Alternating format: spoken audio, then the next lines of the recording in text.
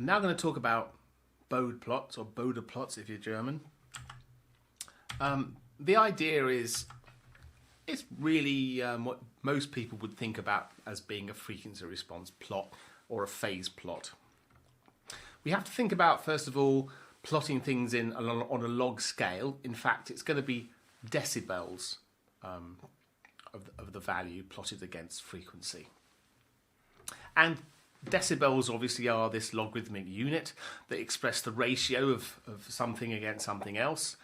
If we think about terms of amplitude, then we have to think about the expression which is as follows. It's going to be the amplitude of the signal that we're interested in divided by some reference value. It could also be 1. Then what we do is we take log to the base 10 and we multiply that by 20. Right? And that gives us the decibel, the dB expression for signal amplitude relative to some reference value. Now we can also do a power scale. So if we're interested in the dB ratio in terms of power, as you can probably imagine, power is related to amplitude squared, and if we're going to take a log, then basically it's already doing the 20 basically does that for us. It's doing the squaring for us. So if we're just measuring power, then the ratio becomes slightly different. Basically it changes the 20 to a 10, so we've got now signal power divided by the reference power, again, which could be 1. We take log to the base 10, but now we multiply it by 10. Right, just a little point that you have to bear in mind. So what does a Bode plot look like? Like I said, it's a plot of dB. In this case, it's in terms of the amplitude gain, as it seems to be written here, plotted against angular frequency in this particular case.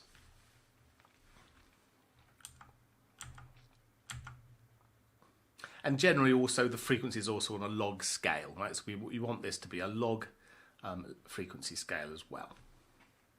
And the advantages of doing things on log scale, apart from the fact that it captures a vast dynamic range without any problems, it means that multiplicative things become additive things, because that's the nature of the logarithm. So let's think about some simple systems and what do they look like when we start plotting things on Bode plots. Well, first of all, let's think about what is the effect of an octave, right? So an octave basically means that the frequency, or the angular frequency, doubles. So what effect on response are we going to get with the first order transfer function when we double the frequency? Now, if we look at this response here,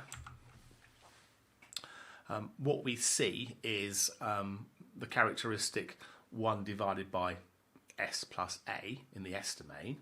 So you might think, well, what kind of response is that?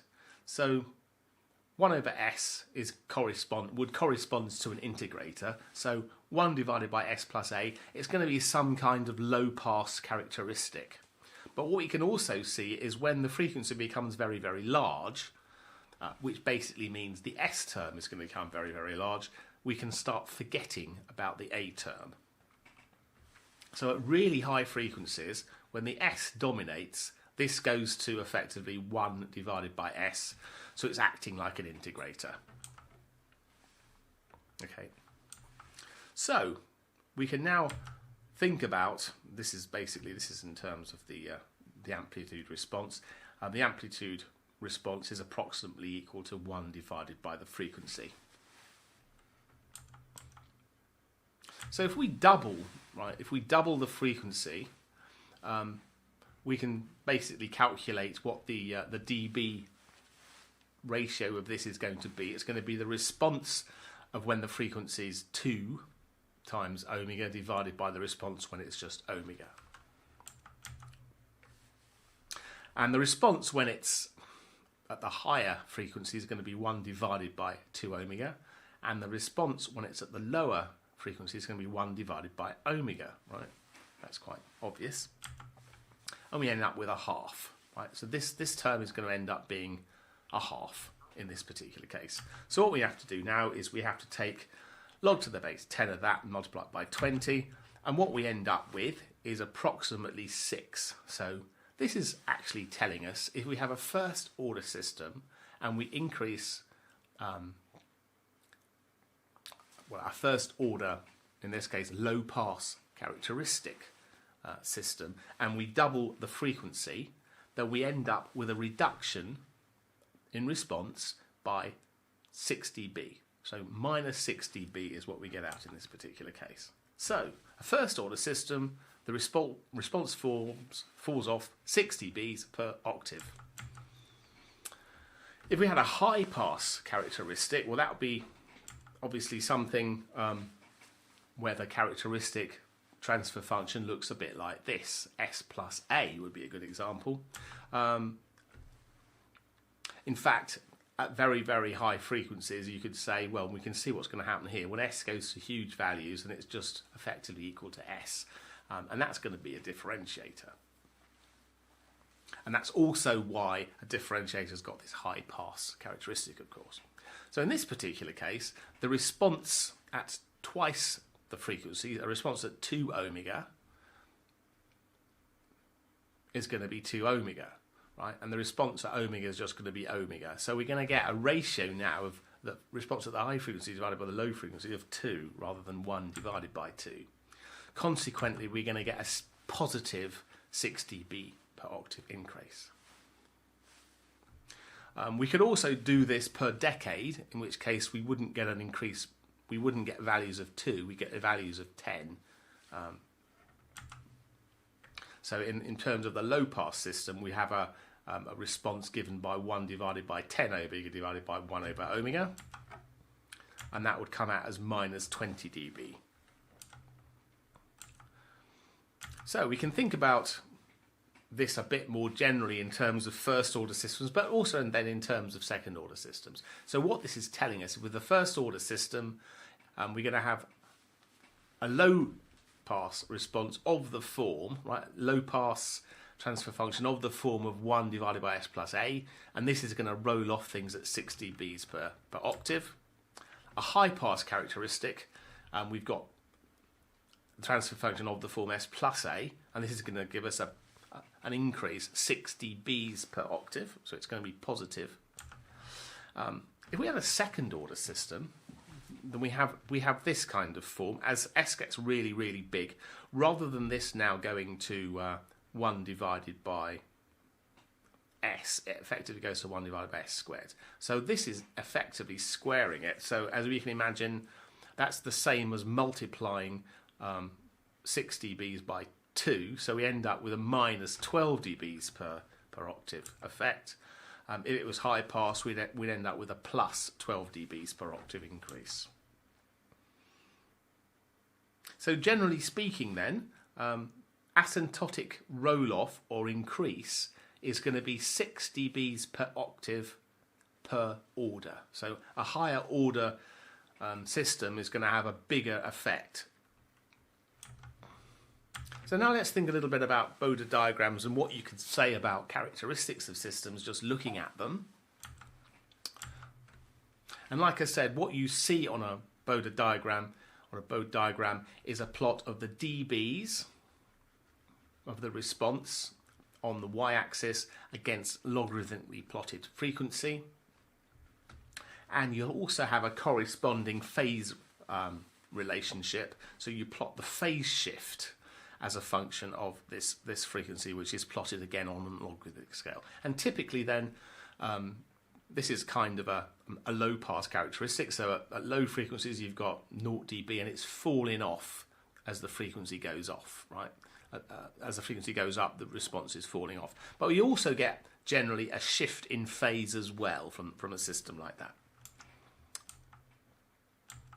So what would the transfer function K give us in terms of a Bode plot? Well, this is just basically an amplifier. It's going to say a piece of wire. That would be a K equals 1 condition. So in this case, it doesn't have any effect of frequency. It doesn't care about frequency. It gives you a flat amplitude response. And because it's not doing anything to the signal other than scaling it, it doesn't have anything other than a flat phase response either. Okay. What about something which is a time delay, and that would look something like e to the minus j omega L in terms of a Laplace transform? Well, time delay is not going to affect the amplitude at all, is it? You just have something coming through a little bit shifted with, well, shifted in time. But shifting in time, if it's an amplitude, if it was a sinusoid that you were applying this time shift to, you can imagine that when you shift a sinusoid by, let's say, half a cycle, then you change its phase by 180 degrees. So shifting with time has an effect on the phase as a function of frequency. Consequently, the Bode plot is flat for magnitude, but you have this phase response as a function of frequency. Okay. What about an integrator then? What about this 1 over s? Well, as we can see with an integrator, right, the amplitude response is going to fall off as s gets bigger, right? So 1 divided by j omega, it means it falls off with frequency. However, in this particular case, with an integrator, the phase is always minus 90 degrees. So we get a phase shift always of minus 90 degrees. What about, the other thing to notice is that if we actually looked at the plot, we'd get this 20 dB per decade or 6 dBs per octave fall off because it's a first order system. A differentiator is just like multiplying by s in the s domain, so that would be in frequency terms multiplying by j omega, and this is going to basically increase the response as frequency goes up, and plotted on a log scale, this comes out as a straight line. The phase doesn't change as frequency changes, but it's always 90 degrees. And again, if we look at the increase now in response, we see a 20 dB rise per decade. That would be a 6 dBs per octave rise as well. Now, if we have a system which is, let's say, a high-pass filter, it's not going to just be a pure differentiator. It's going to have a transfer function of the form that there's a constant plus this j omega expression as well. So what that means is when omega is very small, this other expression that we've got here is going to have an effect. But as omega goes to infinity, then it starts acting just like a differentiator again, right? So as we get really big high frequencies, what we see is it tends towards acting like a differentiator. So asymptotically, we end up with this part here where it turns into a differentiator, and you get this asymptotic 20 dBs per decade increase. And at high frequencies as well, it's acting like it's acting like a differentiator, so that the phase response goes towards what we'd get for a differentiator, which tends towards 90 degrees. What about 1 divided by 1 plus j omega t? What response is that? Well, that's going to be sort of a low-pass filter. As omega goes to infinity, we can see again, this would tend towards 1 divided by j omega t. So it would tend towards what an integrator looks like. So to start with, the response is affected by this other term that we've put in the denominator here. So it acts a bit differently to start with, but as this term here, the omega dominates as it gets really big, it ending up with this kind of response once again corresponding to what an integrator looks like.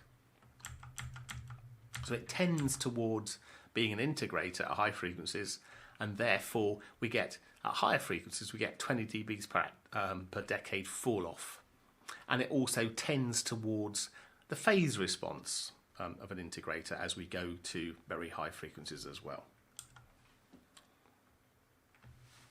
So one of the most useful things that we can actually get off a Bode plot is also known as the gain and the phase margin. And what these are basically telling you how much more gain and how much more phase shift you can put into a feedback system before it goes unstable. And the idea is as follows. If we've got some kind of transfer function of a plant, it could be something we're controlling. Quite often what we want to do is have a nice negative feedback circuit, so we can specify what we want the output to be, but we use negative feedback in order to get it to actually do what we actually want it to do. And in order to get these things to work well, we need to have generally a high gain in front of the plant in order to make this working.